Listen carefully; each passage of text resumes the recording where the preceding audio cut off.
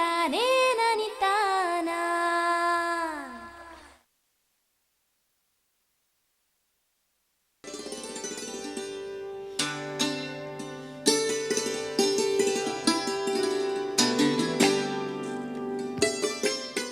ಕೃಷಿಯಲ್ಲಿ ಸಾವಯವ ಹಾಗೂ ಜೈವಿಕ ಗೊಬ್ಬರಗಳು ಬೆಳೆಗಳ ಆರೋಗ್ಯ ಹಾಗೂ ಅವುಗಳ ಬೆಳವಣಿಗೆಯಲ್ಲಿ ಮುಖ್ಯ ಪಾತ್ರ ವಹಿಸುವುದಲ್ಲದೆ ಬೆಳೆಯ ಉತ್ಪಾದನೆಯನ್ನು ಹೆಚ್ಚಿಸುವಲ್ಲಿ ಸಹಕಾರಿಯಾಗಿವೆ.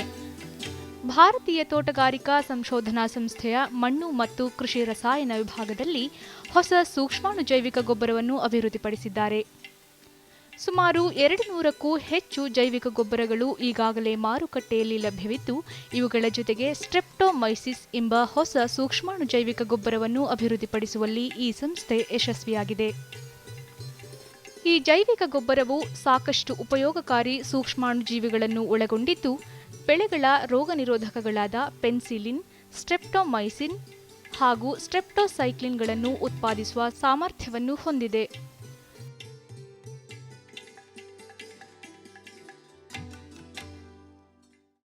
ಆಲ್ರೆಡಿ ನಿಮಗೆ ಗೊತ್ತಿರೋ ಹಾಗೆ ಭಾರತೀಯ ತೋಟಗಾರಿಕಾ ಸಂಶೋಧನಾ ಸಂಸ್ಥೆಯಿಂದ 2-3 ಜೈವಿಕ ಗೊಬ್ಬರಗಳನ್ನು ಆಲ್ರೆಡಿ ಮಾರ್ಕೆಟಿಗೆ ತಂದಿದ್ದೀವಿ. ಅದರಲ್ಲಿ ಅರ್ಕಾ ಜೀವಾಣು ಗೊಬ್ಬರ ಇದೆ, ಅರ್ಕಾ ಫರ್ಮೆಂಟೆಡ್ ಕೋಕೋಪೀಟ್ ಇದೆ. ಅದರ ಜೊತೆಗೆ ಇದು ಹೊಸದಾಗಿ ಸ್ಟ್ರೆಪ್ಟೊಮೈಸಿಸ್ ಅನ್ನೋ ಒಂದು ಹೊಸ ಸೂಕ್ಷ್ಮ ಜೀವಿಗಳನ್ನು ಉಪಯೋಗಿಸಿ ಹೊಸದಾಗಿ ತಯಾರಿ ಮಾಡಿರುವ ಜೀವಾಣು ಗೊಬ್ಬರ ಇದು. ನಮಗೆಲ್ಲರಿಗೂ ಗೊತ್ತಿರೋ ಹಾಗೆ ಮಣ್ಣಿನ 1 ಚಮಚ ಮಣ್ಣನ್ನು ತೆಕ್ಕೊಂಡ್ರೆ ಅದರಲ್ಲಿ ಎಷ್ಟು ಸೂಕ್ಷ್ಮಜೀವಿಗಳಿದೆ ಅಂದರೆ, ಈ ಪೃಥ್ವಿಯ ಮೇಲೆ ಎಷ್ಟು ಜನಸಂಖ್ಯೆ ಇದೆಯೋ ಅದಕ್ಕಿಂತಲೂ ಹೆಚ್ಚಿನ ಪ್ರಮಾಣದಲ್ಲಿ 1 ಚಮಚ ಮಣ್ಣಿನಲ್ಲಿ ಸೂಕ್ಷ್ಮಜೀವಿಗಳು ಇರುತ್ತವೆ.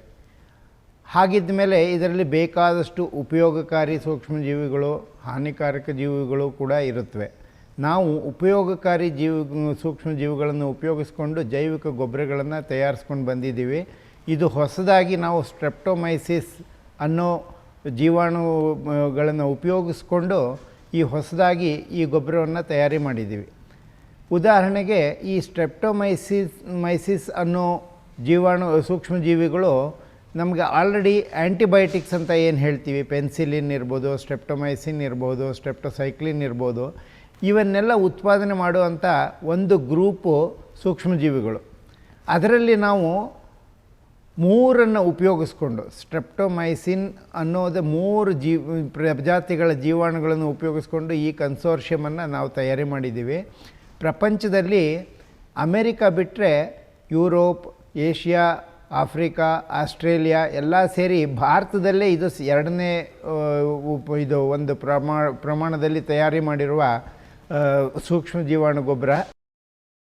ಜೈವಿಕ ಗೊಬ್ಬರಗಳಲ್ಲಿ ಇದು ಪ್ರಪಂಚದಲ್ಲೇ 2ನೇದು ಅಂತ ಹೇಳಬಹುದು. ಸಾವಯವ ಗೊಬ್ಬರಗಳಾದ ಕೊಟ್ಟಿಗೆ ಗೊಬ್ಬರ, ಎರೆಹುಳು ಗೊಬ್ಬರ, ಹಸಿರೆಲೆ ಗೊಬ್ಬರ ಹಾಗೂ ಕೋಳಿ ಗೊಬ್ಬರಗಳನ್ನು ಕರಗಿಸಿ ನೀರಿನ ರೂಪದಲ್ಲಿ ಬೆಳೆಗಳಿಗೆ ಅವಶ್ಯಕ ಪೋಷಕಾಂಶಗಳನ್ನು ಪೂರೈಸುವುದು ಈ ಜೈವಿಕ ಗೊಬ್ಬರದ ಇನ್ನೊಂದು ವಿಶೇಷ ಗುಣವಾಗಿದೆ. ಈ ಸ್ಟ್ರೆಪ್ಟೊಮೈಸಿಸ್ ಅನ್ನೋ ಸೂಕ್ಷ್ಮಜೀವಿಗಳಿಗೆ ಕೆಲವು ಉಪಯೋಗಕಾರಿ ಅಂತ ಗುಣಗಳಿದೆ. ಉದಾಹರಣೆಗೆ ನಾವು ಜಮೀನಿಗೆ ಹಾಕುವ ಕೊಟ್ಟಿಗೆ ಗೊಬ್ಬರ ಇರ್ಬೋದು, ಎಲೆ ಗೊಬ್ಬರ ಇರ್ಬೋದು, ವರ್ಮಿ ಕಾಂಪೋಸ್ಟ್ ಇರ್ಬೋದು, ಎರೆಹುಳದ ಗೊಬ್ಬರ, ಅದೇ ರೀತಿ ಪೌಲ್ಟ್ರಿ ಗೊಬ್ಬರ ಇರಬಹುದು. ಈ ಯಾವುದನ್ನು ಹಾಕಿದ್ರೂ ಅದು ಕೊಳೆತು ಅದರಲ್ಲಿರೋ ಪೋಷಕ ತತ್ವಗಳೆಲ್ಲ ಜಮೀನಿಗೆ ಬಂದು ಜಮೀನಿನ ನೀರಿನ ಮೂಲಕ ಬೆಳೆಗಳ ಬೇರಿನ ಮೂಲಕ ಗಿಡ ಸೇರಬೇಕು.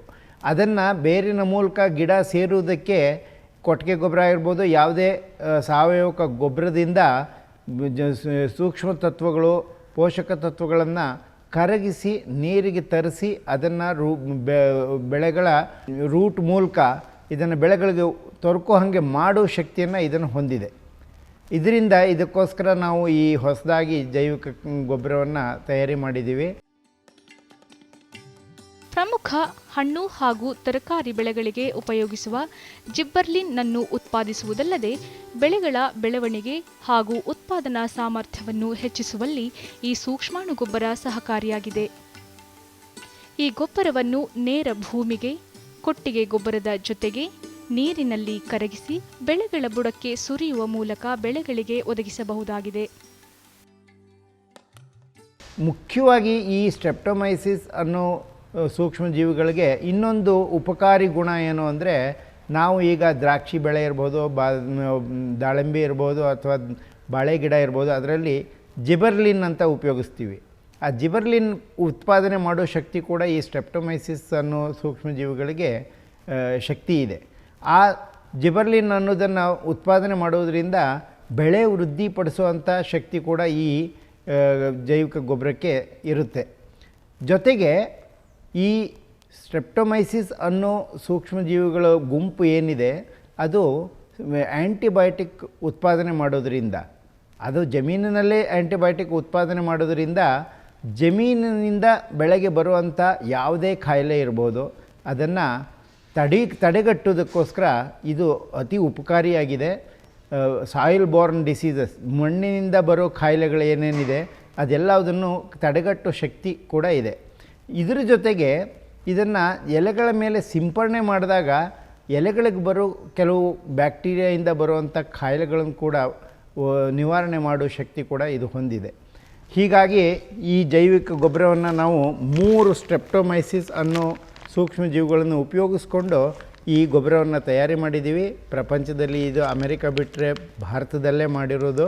ಭಾರತದಲ್ಲಿ ಭಾರತೀಯ ತೋಟಗಾರಿಕಾ ಸಂಶೋಧನಾ ಸಂಸ್ಥೆಯ ಮಣ್ಣು ಮತ್ತು ಕೃಷಿ ರಸಾಯನ ವಿಭಾಗದಿಂದ ಹೊರಬಂದಿದೆ. ಇದನ್ನು ಆಲ್ರೆಡಿ ನಾವು ಕೆಲವು ರೈತರ ಜಮೀನಿನಲ್ಲಿ ತೋರಿಸ್ಕೊಟ್ಟಿದ್ದೀವಿ.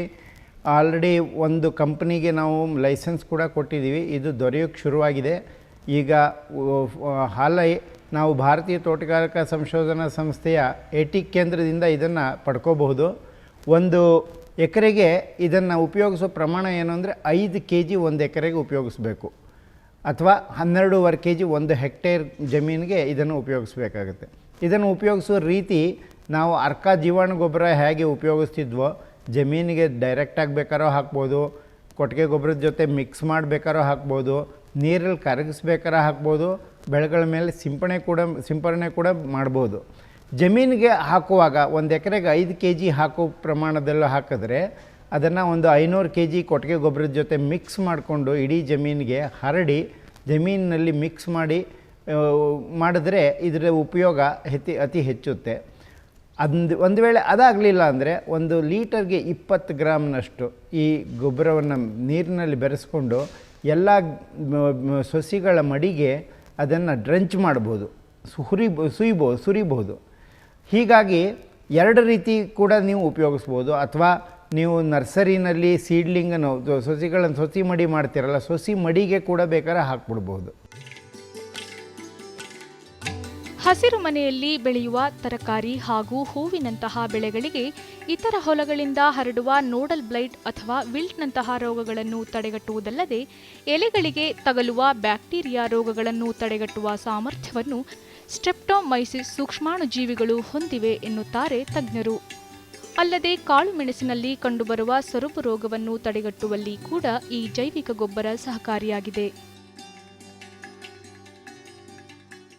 ನಾವು ಇದನ್ನು ಆಲ್ರೆಡಿ ಬೇರೆ ಬೇರೆ ಬೆಳೆಗಳಲ್ಲಿ ಪ್ರಯೋಗ ಮಾಡಿದ್ದೀವಿ. ತರಕಾರಿ, ಹಣ್ಣು ಮತ್ತು ಹೂವಿನ ಬೆಳೆಗಳಲ್ಲಿ ಅತಿ ಹೆಚ್ಚು ಉಪಕಾರಿಯಾಗಿದೆ.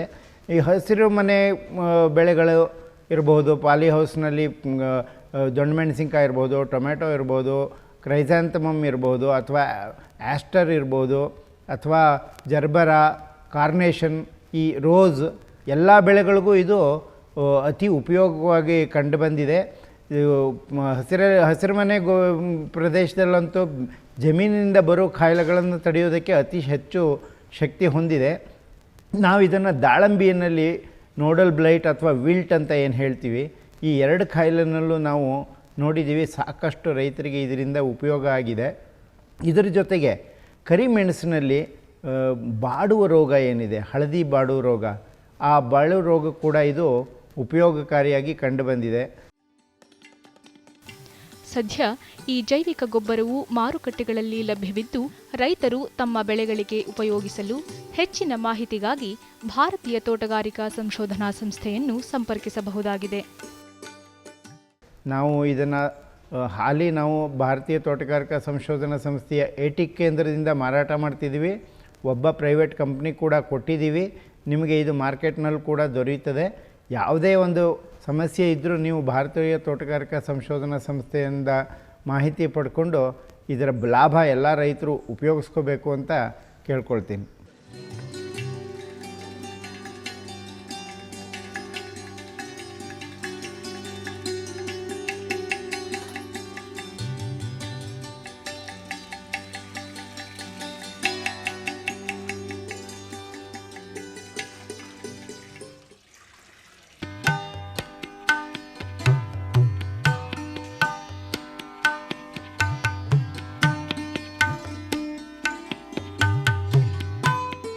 ಕೃಷಿಯ ಜೊತೆಗೆ ಲಭ್ಯ ನೀರಿನ ಸಂಪನ್ಮೂಲಗಳನ್ನು ಬಳಸಿಕೊಂಡು ಮೀನುಗಾರಿಕೆಯನ್ನು ಕೈಗೊಂಡಲ್ಲಿ ಆರ್ಥಿಕ ಬಲವರ್ಧನೆ ಹೊಂದಬಹುದು. ಅಲ್ಲದೆ ಕೃಷಿ ಹೊಂಡ, ಚೆಕ್ ಡ್ಯಾಂಗಳಲ್ಲಿ ಅಲ್ಪಕಾಲದವರೆಗೆ ಮಾತ್ರ ನೀರು ಲಭ್ಯವಿರುವುದರಿಂದ ಸಂದಿಗ್ಧ ಪರಿಸ್ಥಿತಿಯಲ್ಲೂ ಬದುಕುಳಿಯುವಂತಹ ಮತ್ತು ಅಲ್ಪಾವಧಿಯಲ್ಲಿ ತೂಕ ಪಡೆಯುವಂತಹ ಮೀನುಮರಿಗಳನ್ನು ಸಾಕುವುದು ಸೂಕ್ತ. ಇದಕ್ಕಾಗಿಯೇ ಕುಂಠಿತ ಮೀನುಗಳ ಅಭಿವೃದ್ಧಿಗೆ ಹೊಸ ತಾಂತ್ರಿಕತೆ ಅಳವಡಿಸಿಕೊಳ್ಳಲಾಗಿದೆ. ರೈತರು 6 ತಿಂಗಳಲ್ಲಿಯೇ ಇಂಥ ಮೀನುಗಳಿಂದ ಹೆಚ್ಚಿನ ಉತ್ಪಾದನೆ ಪಡೆಯಬಹುದಾಗಿದೆ. ಸಾಮಾನ್ಯ ಗೆಂಡೆ ಮೀನುಮರಿಗಳಾದ ಕಾಟ್ಲಾ, ರೋಹು, ಮೃಗಾಲ ಮುಂತಾದವನ್ನು 1 ಎಕರೆ ಕೊಳಕ್ಕೆ 5 ರಿಂದ 6 ಲಕ್ಷ ಮರಿಗಳ ಬಿತ್ತನೆ ಮಾಡಿ ಕಡಿಮೆ ಆಹಾರ ನೀಡಿ 5 ತಿಂಗಳು ಬೆಳೆಸಬೇಕು. ಹೀಗೆ ಬೆಳವಣಿಗೆ ಕುಂಠಿತಗೊಂಡಿರುವ, ಬದುಕುಳಿಯುವ ಸಾಮರ್ಥ್ಯ ಹೆಚ್ಚು ಹೊಂದಿರುವ ಮೀನುಮರಿಗಳು ಸಿದ್ಧವಾಗುತ್ತವೆ.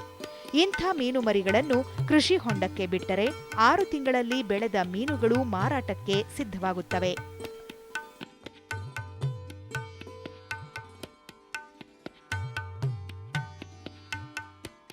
ಕುಂಠಿತ ಗೆಂಡೆ ಮೀನುಮರಿಗಳೇನಪ್ಪ ಅಂದರೆ ಏನು?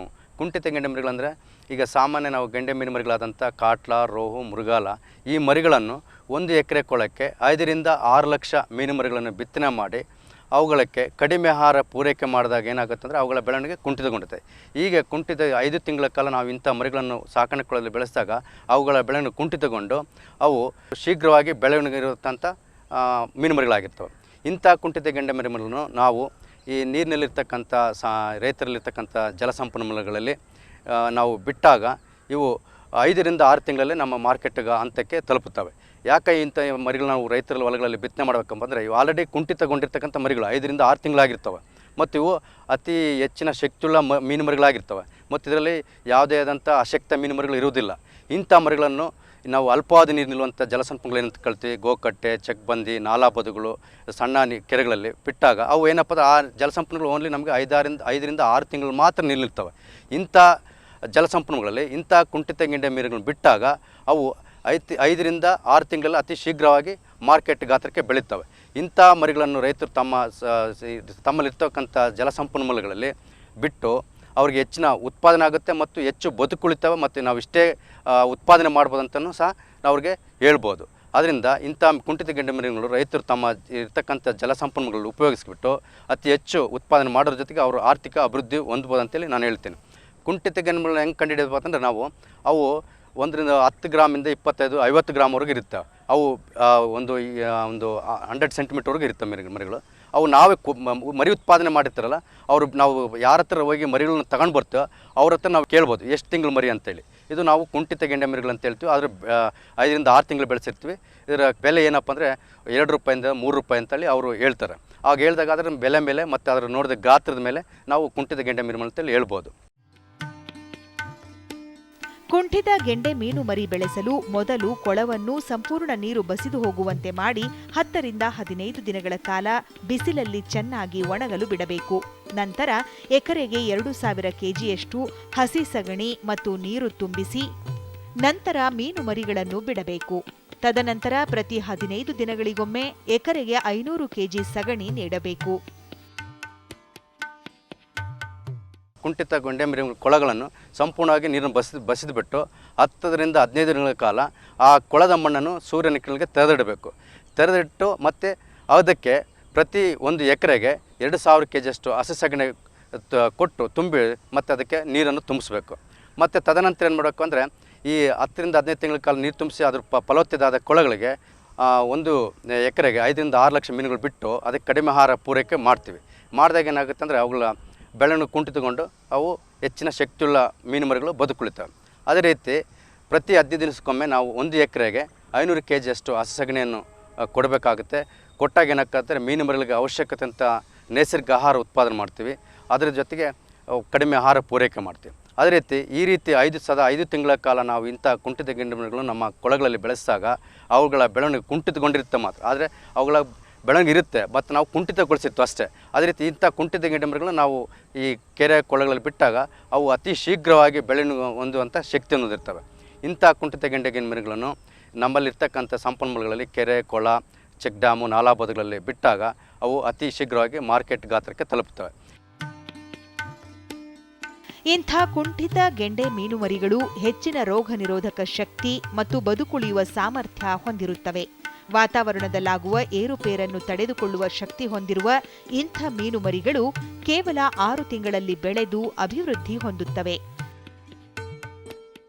ಇಂಥ ಕುಂಠಿತ ಗೆಂಡೆ ಮರಿಗಳನ್ನು ನಾವು ಯಾತಕ್ಕಾಗಿ ಉಪಯೋಗಿಸಿದ ಏನು ಲಾಭಗಳಂದರೆ, ಇವು 100%ಕ್ಕೆ 95% ಬದುಕುಳಿಯುವ ಶಕ್ತಿ ಇರ್ತವೆ ಮತ್ತು ಹೆಚ್ಚಿನ ರೋಗ ನಿರೋಧಕ ಶಕ್ತಿಯನ್ನು ಹೊಂದಿರ್ತವೆ ಮತ್ತು ಇವು ಅತಿ ಶೀಘ್ರವಾಗಿ ಬೆಳವಣಿಗೆ ಹೊಂದಿರುವಂಥ ಗುಣ ಹೊಂದಿರ್ತವೆ ಮತ್ತು ಯಾವುದೇ ವಾತಾವರಣದಲ್ಲಿ, ಅಂದರೆ ಸಪೋಸ್ ಮೋಡ ಕವಿದ ವಾತಾವರಣ ಇರ್ಬೋದು ಅಥವಾ ಮಳೆ ಬರುವಂಥ ವಾತಾವರಣ ಇರ್ಬೋದು, ಇಂಥ ಸಮಯದಲ್ಲಿ ಕೊಳದಲ್ಲಿ ಏನಾದರೂ ಏರುಪೇರು ವ್ಯತ್ಯಾಸ ಆದರೂ ಸಹ ತಟ್ಕೊಳ್ಳುವಂಥ ಶಕ್ತಿ ಇರುತ್ತೆ ಮತ್ತು ಹೆಚ್ಚು ಉತ್ಪಾದನೆ ಮಾಡ್ಬೋದು. ಅದೇ ರೀತಿ ಈ ನಮ್ಮಲ್ಲಿ ಇಂಥ ಕುಂಠಿತ ಗೆಂಡೆ ಬೆಳೆಸಿದಾಗ ಏನಾಗಪ್ಪ ಅಂದರೆ ಸಮಯ ಮತ್ತು ಆಹಾರ ಸಮಯ ಕಡಿಮೆ ಆಗುತ್ತೆ. ಅದೇ ರೀತಿ ಇಂಥ ಕುಂಠಿತ ಗೆಂಡೆ ಮೀನುಗಳನ್ನು ನಮ್ಮಲ್ಲಿರ್ತಕ್ಕಂಥ ಜಲಸಂಪನ್ಮೂಲ, ಅಲ್ಪಾವಧಿ ನೀರಿನಲ್ಲಿರುವಂಥ ಜಲಸಂಪನ್ಮೂಲ ಯಾವಪ್ಪ ಅಂದರೆ ನಾಲಾ ಬದು, ಚೆಕ್ ಡ್ಯಾಮು, ಕೃಷಿ ಹೊಂಡ, ಸಣ್ಣ ಕೆರೆಗಳು, ಇವು ಏನಪ್ಪ ಅಂದರೆ 5 ರಿಂದ 6 ತಿಂಗಳು ಮಾತ್ರ ನೀರಿರ್ತವೆ. ಇಂಥ ಸಂಪನ್ಮೂಲಗಳಲ್ಲಿ ನಾವು ಈ ಥರ ಇರುವಂಥ ಕುಂಠಿತ ಗೆಂಡೆ ಮರಿ ಆಲ್ರೆಡಿ 5 ರಿಂದ 6 ತಿಂಗಳು ನಾವು ಕುಂಠಿತ ಗೆಂಡೆ ಮರಿಗೊಳಿಸಿರ್ತೀವಿ, ಆದರೆ ಬೆಳವಣಿಗೆ ಕುಂಠಿತಗೊಂಡಿರುತ್ತೆ ಮತ್ತು ಅವು ಇಂಥ ಅಲ್ಪಾವಧಿ ನೀರಿನ ಜಲಸಂಪನ್ಮೂಲಗಳಲ್ಲಿ ಬಿಟ್ಟಾಗ ಅವು ಅತಿ ಶೀಘ್ರವಾಗಿ 5 ರಿಂದ 6 ತಿಂಗಳಲ್ಲೇ ನಮ್ಮ ಮಾರ್ಕೆಟ್ ಗಾತ್ರಕ್ಕೆ ಬೆಳೆದು ರೈತರಿಗೆ ಹೆಚ್ಚಿನ ಉತ್ಪಾದನೆ ಆಗೋ ಜೊತೆಗೆ ಅವರು ಆರ್ಥಿಕ ಸ್ವಾವಲಂಬಿಗಳಾಗಿ ಅವರ ಜೀವನ ಮಟ್ಟ ಸುಧಾರಿಸ್ಬೋದು ಅಂತೇಳಿ ನಾನು ಹೇಳ್ತಾ. ರೈತ ಬಾಂಧವರು ಇಂಥ ಮೀನುಗಳನ್ನು ಸಾಕಿ ಕಡಿಮೆ ಅವಧಿಯಲ್ಲಿ ಹೆಚ್ಚಿನ ಆದಾಯ ಗಳಿಸಬಹುದಾಗಿದೆ.